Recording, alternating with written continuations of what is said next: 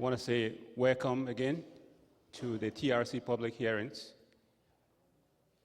This morning, to officially begin the hearings, shall we all stand to observe a few moments of silent meditation.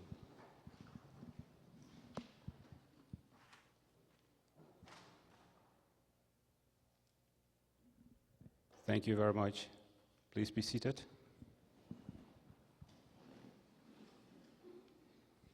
Okay, our first witness this morning is Samuel KOLONGO LUO. Welcome.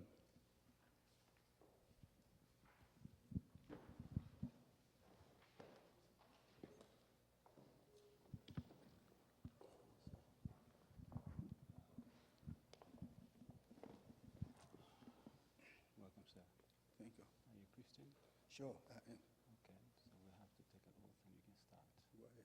Thank you. Shall we kindly rise once more for the administration of the oath? All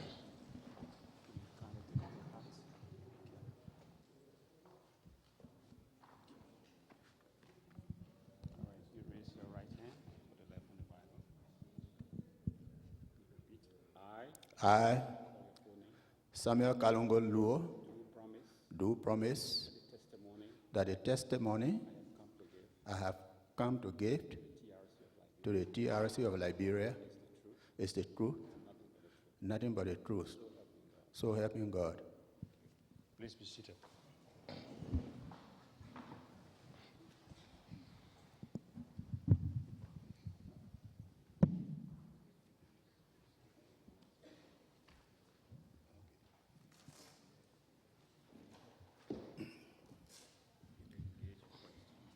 Good morning, Mr. Witness. Good morning, ladies and gentlemen. We are pleased to receive you today at the TRC. And we want to tell you thanks for coming, volunteering to share your experience with us. The forum of the TRC is intended for us Liberians to examine our past by sharing experiences in the hope that we can learn lessons from the past so that together we can find a solution how to move forward. As you know, in our tradition, we say, you sit on an old mat to plait the new one. That's it. Yeah, so that is basically what these processes are all about. Individually, we have our own experiences, but putting all of the bits and pieces together will help us to understand why we had this conflict in the first place, what went wrong, and then we can collectively decide how to proceed. So we are grateful that you have come, and we say welcome again. We say welcome to you who have waited a little over 30 minutes before our late commencement. Please do accept our apologies for this. We'll make sure that the situations that warranted this wouldn't happen again. Mr. Witness, I will use this time to introduce the commissioners. Following that, you will see a little bit about yourself based upon brief questions we ask, and then you proceed into your testimony. The commissioner at the extreme left is Commissioner Per Brambu. Next to her is Commissioner Gerald Coleman. Next to him is Commissioner Gedeh Dolope. Commissioner Massa Washington at my immediate right, Commissioner John Stewart, and Commissioner Umu Silai. I am Jerome, Jerome Fuedier. Can you kindly repeat your name for us? My name is Samuel KOLONGO LUO. Samuel KOLONGO LUO. Your date of birth, please? December 4, 1934. Vocation, what you do? I did agriculture in my civilian life. But after that, I joined the Army, April 1961. Okay, where do you reside currently in the U.S.? Presently, I live in Brooklyn Park, 6725 78th Avenue North. And when did you migrate to the U.S.? I came in America, December 29, 1985. Thank you very much. With that, we say thanks. Please proceed now. So I can proceed? Ladies and gentlemen, I'm really happy to be here this morning. I think this is the time for us to come together and share our problems with one another. I joined the Liberian government in 1961, April, as private, a graduate from BWI, which was contrary, because those days, the proceeding was when you are a BWI graduate, you should come in as second lieutenant. But I was denied because my name was KOLONGO LUO.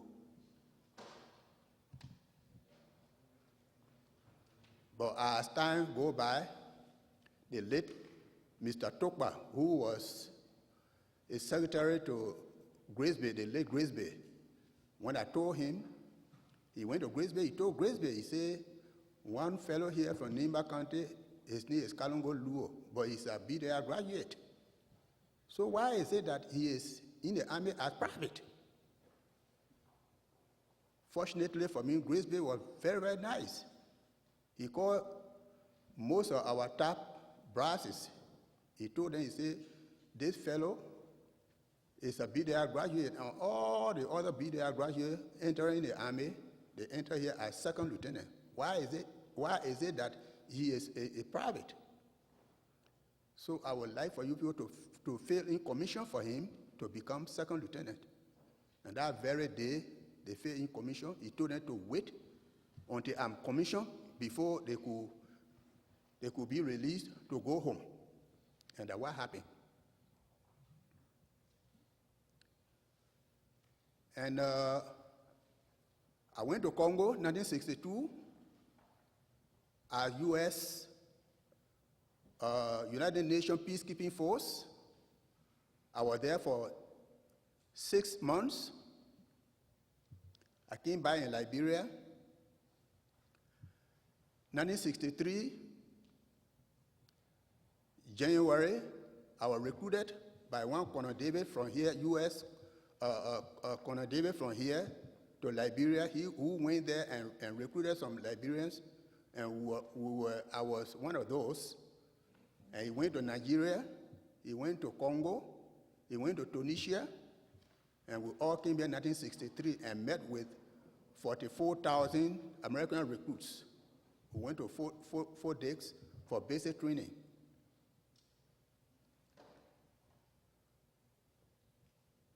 From there, we were here for 1 year. We went back to Liberia. I'm saying all of this because I want to let you people know what have been our problems in Liberia. Because when you suffer for something, you should enjoy it. But some of us suffer for something, we did not enjoy it because we were called country boy. Liberia is a country that all of you sitting down there know it. We are peaceful people.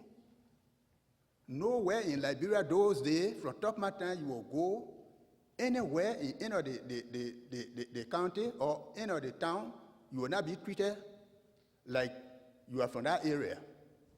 What's happening now, it never used to be like that before. So I'm trying to say that our problem in Liberia is because of our own attitude. Enough from Nigeria, enough from Congo, enough from Ivory Coast, is because of our own attitude. The unfairness that went on in Liberia that was causing our problem today.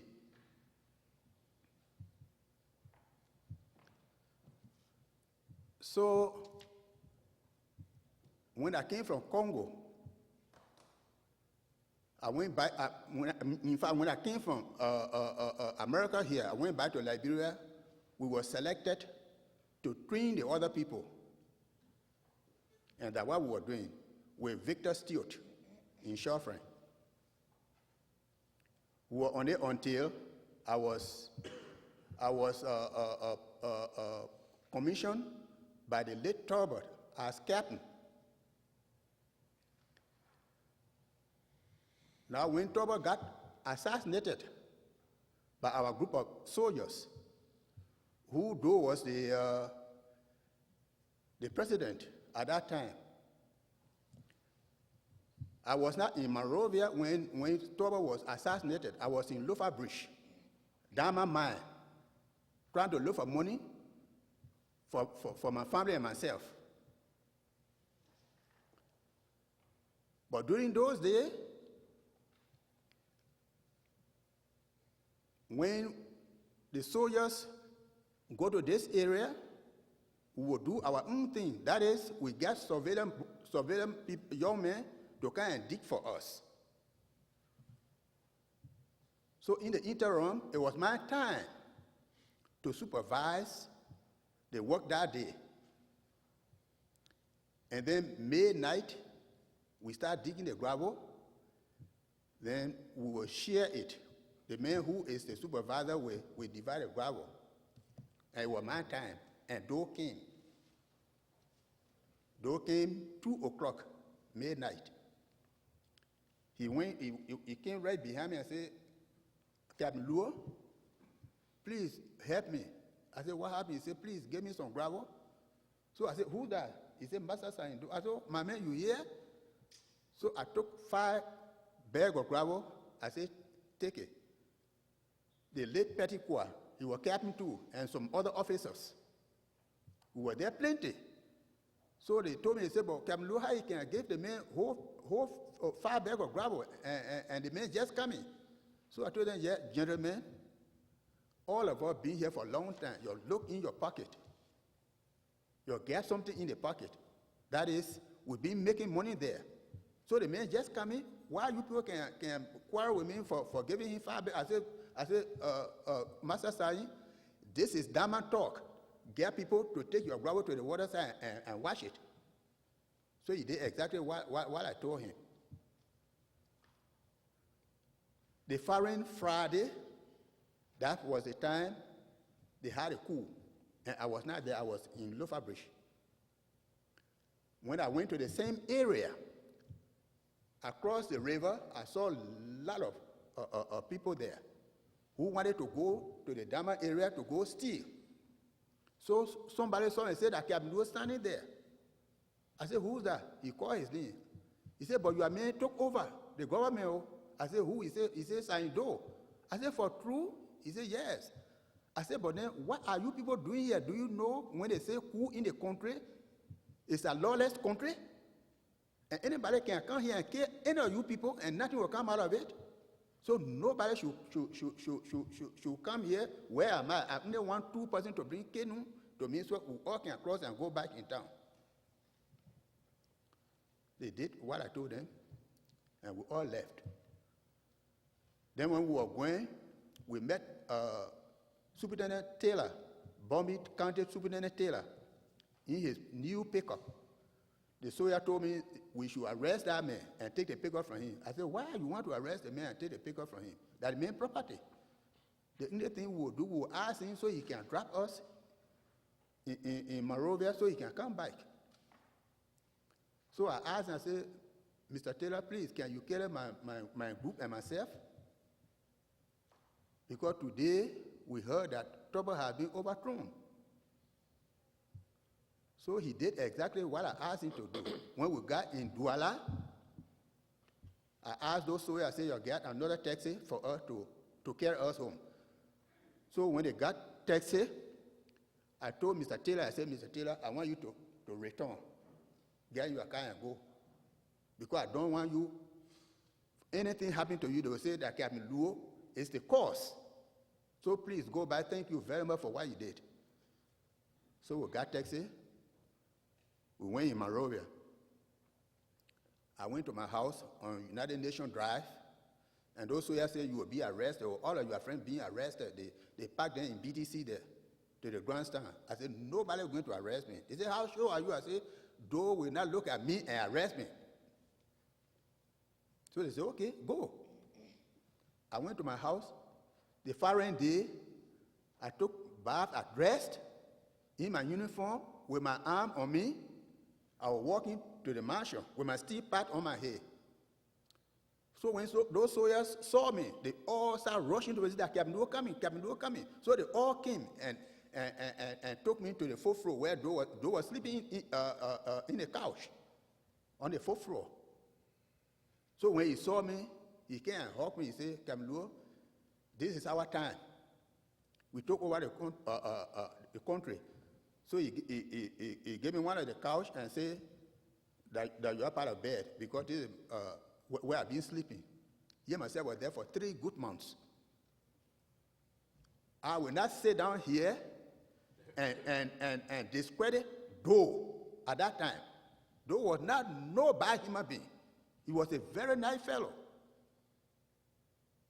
And whatever I say to him, he will listen to me. Even some of the people that they arrested and brought them to the mansion, to the back of the mansion there and put them down, they were looking at the sun. Some of them that I know that they were very good human beings. I pointed at them. I said, they're good people. One of them was Ellen Johnson Sirleaf's brother, Connie Johnson. So he released some of those people and they went.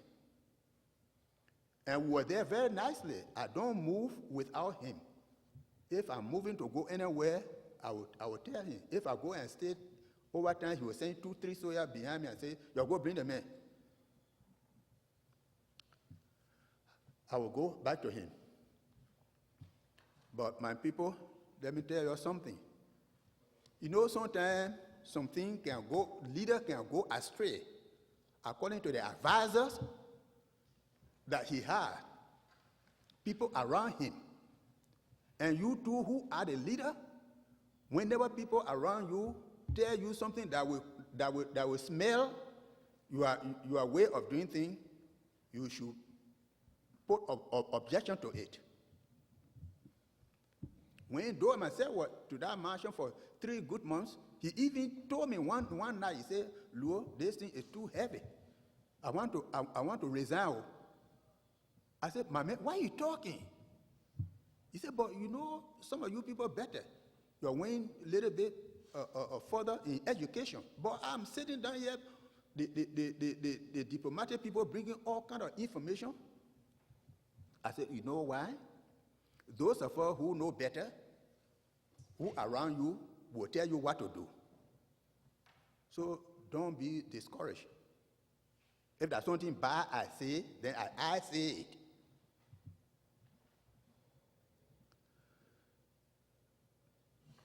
All the people that they killed, their property that were confiscated, I was the one who they put it in my charge as director, working with Agriculture Ministry as assistant minister. So most of those properties were a rental of properties. When the month ends, I will collect all the checks and deposit it to the housing bank downwater side. Until one time I was told that one security went to my office when I have been around agriculture ministry to go pay the agriculture employees. And unclaimed money I collected was $60,000. I brought it, I was making my report. Then a security went to my office and told me that the CRC said you should report yourself to NSA. So I said, but what happened? Anyway, I was a soldier, and I had to obey order. So I told him, I said, just give me a small chance let me make my report and turn these people money over to them. So I did exactly what I was doing, and I turned the money over to the Minister of Agriculture. Then I went to NSA. When I went, I met a lot of my friends, people like Moses Duopo, Harry Nguyen, D.K. Musalier, John Nguyen, and some other who were about either 10 or more. So Nimba people.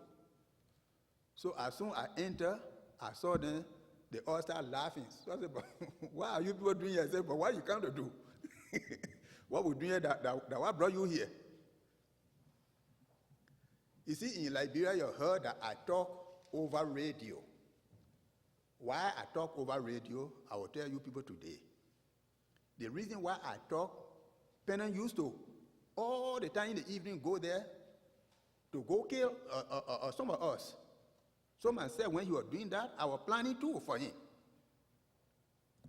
This is how I managed to give that testimony over radio. If I had not done so, some people were going to get killed. What was the testimony? Huh? What was the testimony you gave on radio? The testimony I gave was Tomakuyungpa did not plan to overthrow Do. And it was true, because when people pushed Tomakuyungpa, they said he should get rid of Do. Tomak told them he doesn't want to listen to what they are saying. He said, but what Do have done to me? Do have not done anything to me. Why must I go and overthrow him? So that was the testimony I gave. But what I say, they went and reversed it to their own taste. Because Do called me to the mansion and we have conference. Dr. Wungen, who was his private doctor, when I told Do a whole lot of lies about me. And who called Dr. Wungen to be a private doctor to Do? I was the cause, because here myself, our family people, we went to one elementary school together. He told me from the beginning that he's scared of gun. He doesn't want to go there and say, my man, you will be the doctor for President Do. And he did it. So that was the reason why I gave that testimony. When I gave that testimony, Do told the people that whenever Pennon go around, anywhere where we are, they should let him know. He know what to do to him. What year are we talking about now? It was we were arrested in November 1983.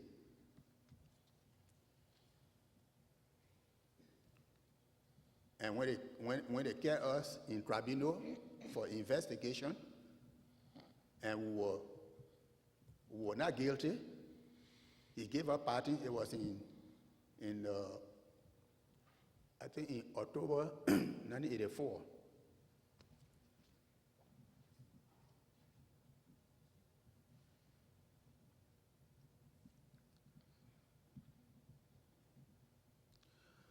So after we were pardoned, I was in Monrovia. One time, some business people from Italy sent for me. General Zizé, myself, went there. Pennon followed us there. He said, my car that I was having, he should take it away from me. It was another heated argument. So Zizé told them, he said, nobody should trouble this man. Is Pennon Harrison Pennon? Huh? Is Pennon Harrison Pennon? Harrison Pennon. And Zizé was who? Harrison Pennon? You said Zizé said nobody should trouble you. Zizé was commanding general at that time. Full name? I don't know his first name, but I know Zizé. Okay.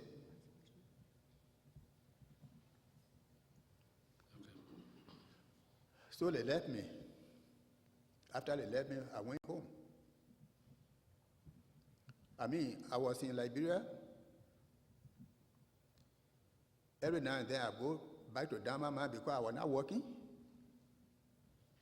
I go to Damamai until each time I wanted to come in America, people would tell me, you are blacklisted. don't go to that place. You go there, you'll be arrested.